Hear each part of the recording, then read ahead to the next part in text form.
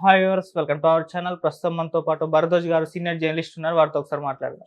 Sir నమస్కారం. నమస్తే sir, ఒక డిబేట్ లో చంద్రబాబు గారి పైన చేసిన వ్యాఖ్యలు ఒక వైసీపీ నేత చేయడంతో ఇప్పుడు చాలా వైరల్ అయిపోయాయి సార్. అప్పుడు తిరుమలలో అలిపిరిలో తిరుమల శ్రీవారుగా ఆయన కాపాడారు కాబట్టి పర్లేదు, ఇప్పుడు మాత్రం ఆయన వదలరు అని చెప్పేసి అంటున్నారు. అంటే దీన్ని టీడీపీ వాళ్ళు ఏ విధంగా చూస్తున్నారంటే, వైసీపీ వాళ్ళు మరోసారి చంపించేందుకు ప్రయత్నం చేస్తున్నారని చెప్పేసి చిత్తూరు జిల్లా ఎస్పీ కూడా కంప్లైంట్ చేయడం చూస్తున్నాం. ఆ విధంగా అంటే ఇది ఏ కాంటెస్ట్ లో జరిగింది, మరి ఆయన వ్యాఖ్యలను ఏ విధంగా చూడొచ్చు అంటారు సార్? మీరేం చెప్తారు? అంటే ఒకటి రకరకాల అంశాలు లింక్ అయి ఉన్నాయి దీనిలో. ఓకే. అంటే తిరుమల తిరుపతి దేవస్థానము అక్రమాలు ఇవన్నీ రకరకాలుగా మాట్లాడుతున్నారు. చాలామంది వైసీపీ నాయకుల మీద కేసులు హడావిడి అక్రమాలు జరిగిపోయినాయి అనేది. తర్వాత ఆ మధ్య పవన్ కళ్యాణ్ ఎర్రచందనం గురించి మాట్లాడాడు.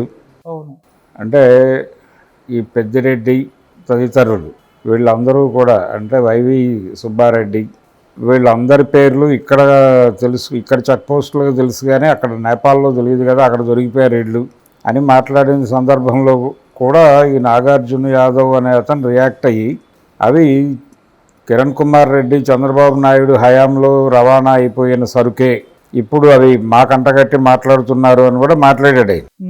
ఈ క్రమంలో వైసీపీ టీడీపీల మధ్య కొంచెం యుద్ధ వాతావరణం నెలకొన్న మాట వాస్తవం. కొంతమంది లైన్ క్రాస్ చేసి మాట్లాడుతున్నారు. అందులో నాగార్జున యాదవ్ ఒకడు. కమిటెడ్గా ఉన్నవాళ్ళు కొంతమంది ఉన్నారు, కొంతమంది అటు ఇటు ఊగిసలాట్లో ఉన్నవాళ్ళు ఉన్నారు. వాళ్ళు కొంచెం నార్మల్గా ఉంటున్నారు. ఎప్పుడైతే ఈ టీటీడీ వ్యవహారాలకు సంబంధించి అక్కడ అక్రమాలు జరిగినాయి, పర్టికులర్గా ఇద్దరిని అరెస్ట్ చేసే ఛాన్సెస్ ఉన్నాయని ప్రచారం జరుగుతోంది. ఒకటి భూమన కరుణాకర్ రెడ్డి, రెండోది వైవి సుబ్బారెడ్డి. ప్రముఖంగా బయటకు వినిపిస్తున్నాయి. ఒకటి టీడీపీ మీడియాలో మోగుతోంది.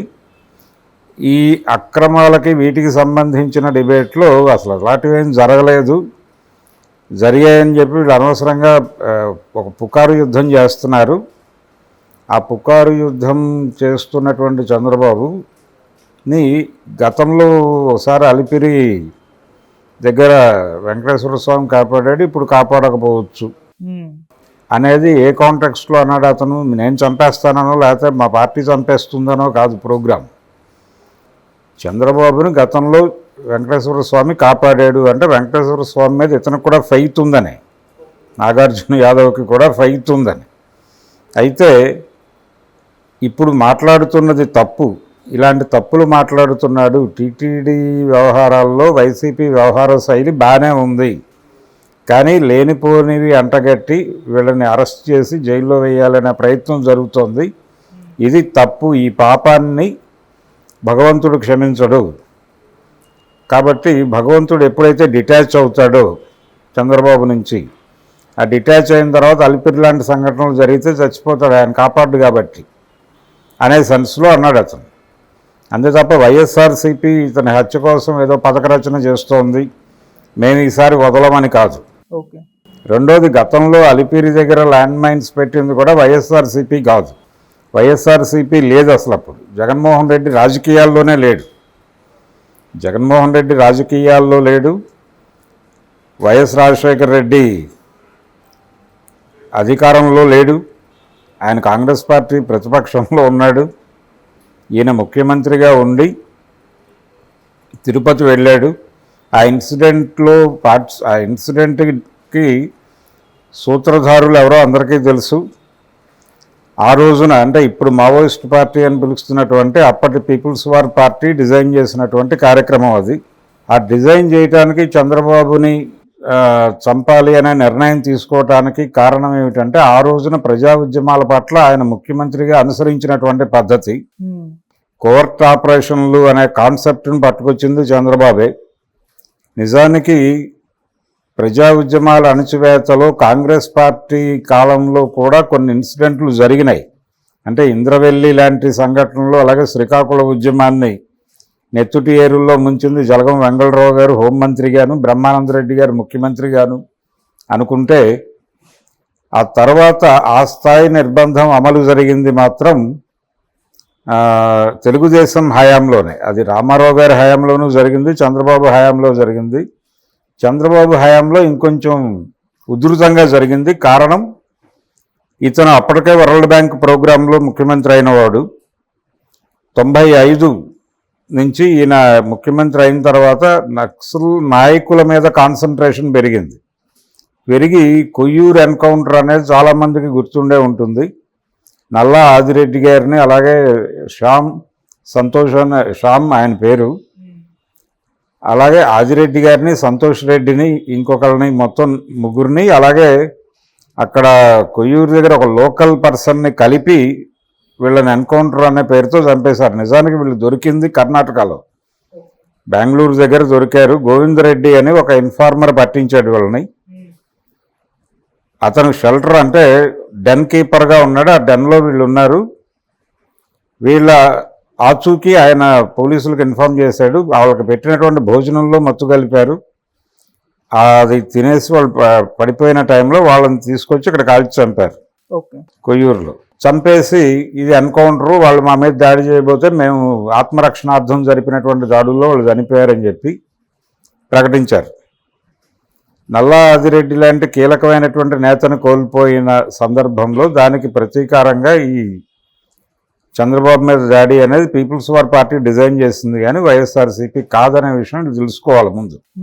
అయితే అందులో వాళ్ళు పెట్టినటువంటి ల్యాండ్ మైన్స్లో ఒకటి పేలలేదు, మిగిలినవి పేలినాయి. ఒకటి చిన్న టెక్నికల్ ప్రాబ్లం వలన పేలకపోవడంతో చంద్రబాబు నాయుడు ట్రావెల్ చేసుకున్నటువంటి వెహికల్ కారు ఇలా పేలింది. అది వెనక నుంచి పేలింది.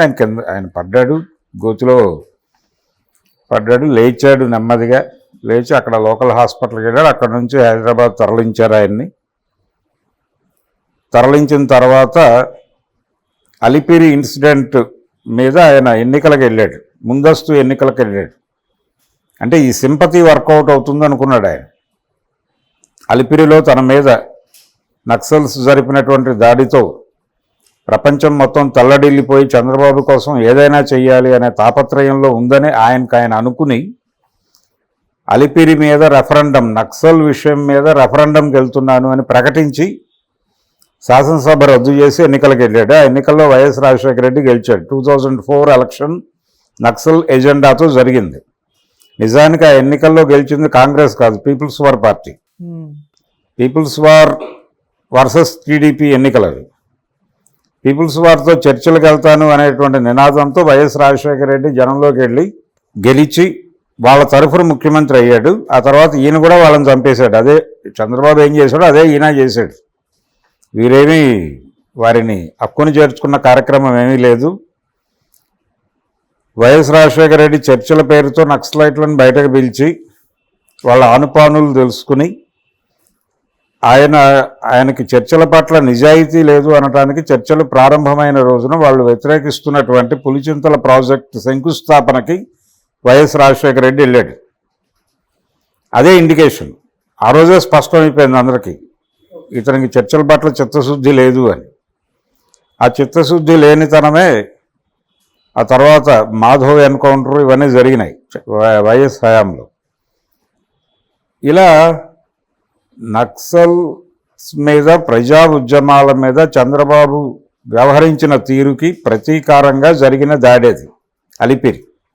దానికి కాంగ్రెస్ పార్టీకి కానీ దానికి ఇంకొక పార్టీకి కానీ ఏ సంబంధం లేదు. అది టోటల్గా పీపుల్స్ వార్ ప్రోగ్రాము. అది ఫెయిల్ అయింది.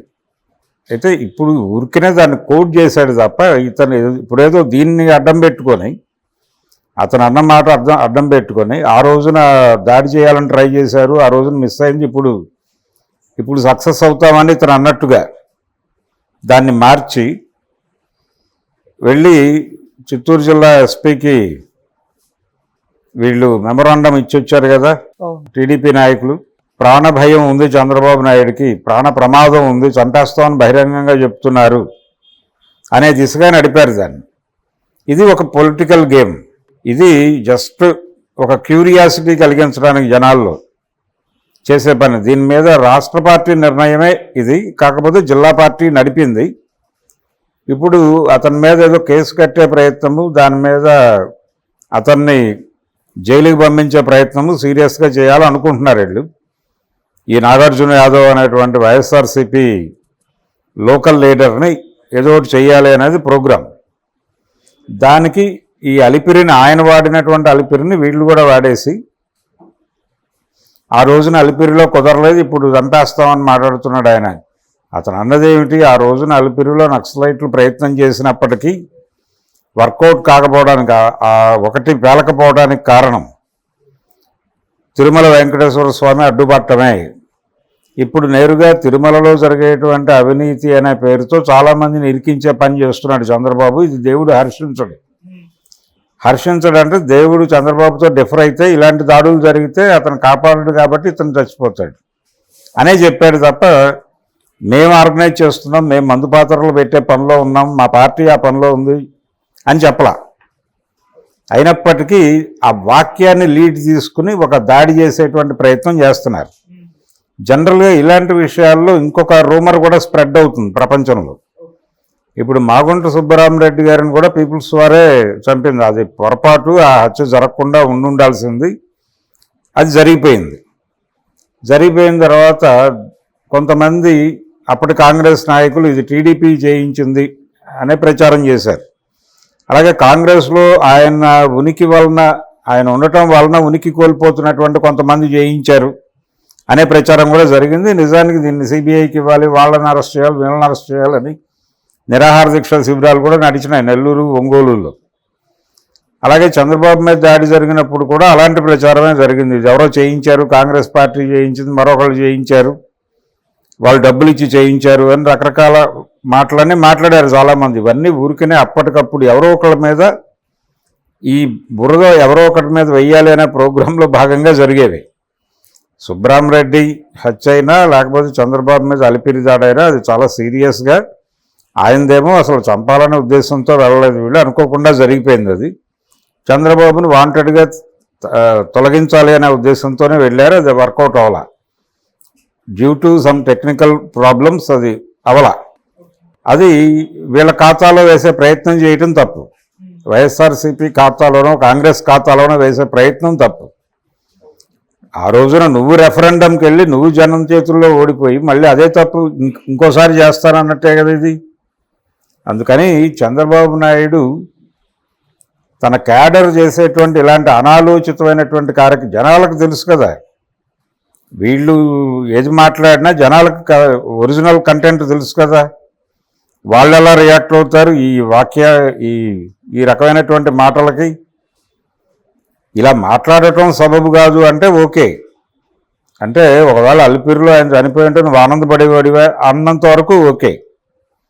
కానీ అసలు వీళ్ళే చేశారని క్లెయిమ్ చేసుకుంటూ వెళ్ళిపోయి అతన్ని అరెస్ట్ చేయాలని వాళ్ళు పిటిషన్ ఇవ్వడంతో పాటు వాళ్ళు మైకుల మీదకి వచ్చి మాట్లాడింది కూడా అదే. ఇది కేవలం ఏదో అతను క్యాజువల్గా అన్నాడని మేము అనుకోవడం లేదు, కాన్షియస్గానే పార్టీ డెసిషన్ తీసుకుని ఉండొచ్చు. వైఎస్ఆర్సీపీ చంద్రబాబును వేసేయాలని ప్రోగ్రాం తీసుకుని ఆల్రెడీ ఎవరికో సుపారీ ఇచ్చినట్టున్నారు, అందుకే కాన్ఫిడెంట్గా మాట్లాడగలుగుతున్నాడు అన్న లెవెల్లో వీళ్ళు తెలుగుదేశం నాయకులు లోకల్ వాళ్ళు బయటకు వచ్చి పోలీసులకు పిటిషన్ ఇచ్చిన తర్వాత బయటకు వచ్చి వాళ్ళు మాట్లాడిన మాటల్లో ఆ కాన్ఫిడెన్స్ కనిపించింది. ఇది ప్రమాదం. అది జగన్కి కానీ వైఎస్ఆర్సీపీకి కానీ ఆనాటి కాంగ్రెస్కి కానీ సంబంధం లేని వ్యవహారం. చంద్రబాబుని ఆ రోజున చంపడానికి బలమైన కారణాలు ఉన్నాయి. ఆ కారణాల మేరకే చంద్రబాబు మీద దాడి జరిగింది. అతని అదృష్టం రీత్యా అనండి, లేదు వీళ్ళ దురదృష్టం రీత్యా అనండి, మొత్తానికి ఆయన అయితే ఆ దాడిలోంచి బతికి బయటపడి